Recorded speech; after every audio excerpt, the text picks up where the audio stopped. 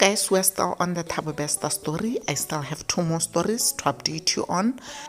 The Cape Town woman says she partied and had sex with Facebook rapist Thabo Bester in October 2022.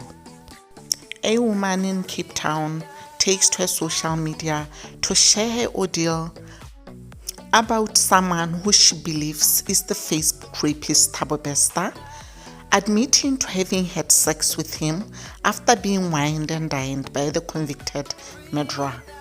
The woman, who shared her ordeal anonymously with one of Bester's victims, said she met Bester in Cape Town in October last year. She said he used the alias of Katlego and preferred to be referred to as Casey. The woman detailed how she met who she thinks was Bester, who referred to himself as Casey, at Zenzero, a Cape Town restaurant. While she was on a solo date, she said he sent a waiter and asked to join her at the table. Then she agreed. He sent the waiter to ask if he could join me, and at first I was shocked, like, who is this Indian guy wanting to join me? Anyway, I said sure, he can join me. We sat and spoke, and he said his name was Katlego, or Casey for short, the woman detailed. He then told the woman he was a director at Aram Properties and that he was in Cape Town on vacation with his cousin and her friend, who were apparently about 19 or 20. They were at the beach while he ate alone. The woman went on to explain that this guy, Thabo, was driving a black Porsche SUV with GP number plates. She says he drove her home and they parted ways for a few hours, but he later called again to fetch her around 9 p.m. at night. When I asked him about them, cousin and friend, he said they were on vacation. I found it odd that they were on vacation at the time as the time of the year and looked young, around 1920, but anyway, I thought maybe it's a rich kid thing, she said. She says when he returned later in the evening, they drove off to a dark parking lot where he started kissing her. However, she became uncomfortable as she could see that the kissing would lead to sex, and then she told him she had to meet her friend who was waiting for her at Cubana. He apparently joined her at Cubana along with the friend and cousin. The woman said they stayed in contact after their first encounter until they saw each other again at a hotel in Bantry Bay. The two had sex on their second encounter, which the woman described as terrible, as he had been rough and aggressive with her, which also resulted in bruising on her body. She said she now believed she was raped. The two then parted early the next day under the impression that he had a Joburg flight to catch at 6 a.m. However, to her surprise, she bumped into him later that day at Bilboa, a Cape Town restaurant where he was with his cousin and her friend. She says, I was obviously mad because he told me he's flying to Joburg. He was with the other 2 girls again.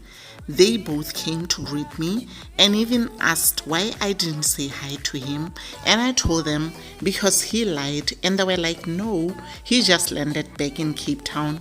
And I knew he was the one that has sent them to come say that to me, she said. The woman says she was left devastated by the situation, and even though that was the last time she saw him, the news of his alleged real identity and his past left her shocked, scared, and disgusted. She goes on to say, I'm panicking, I'm in shock, I'm disgusted. I basically consented to a rapist and murderer to rape me because technically that was rape now that I think about it. And thinking about the worst that could have happened to me on both occasions that I was with him, she said.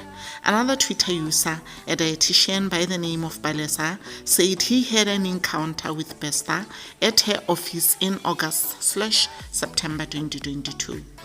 She said the meeting came about after multiple different messages and calls from him and different people for what seemed to be a modeling opportunity for her. She said he showed up at her office wearing the same sunglasses as seen in the supermarket. She said during the meeting, he mentioned many things such as photo shoots, international trips, and property shoots, which made no sense to her.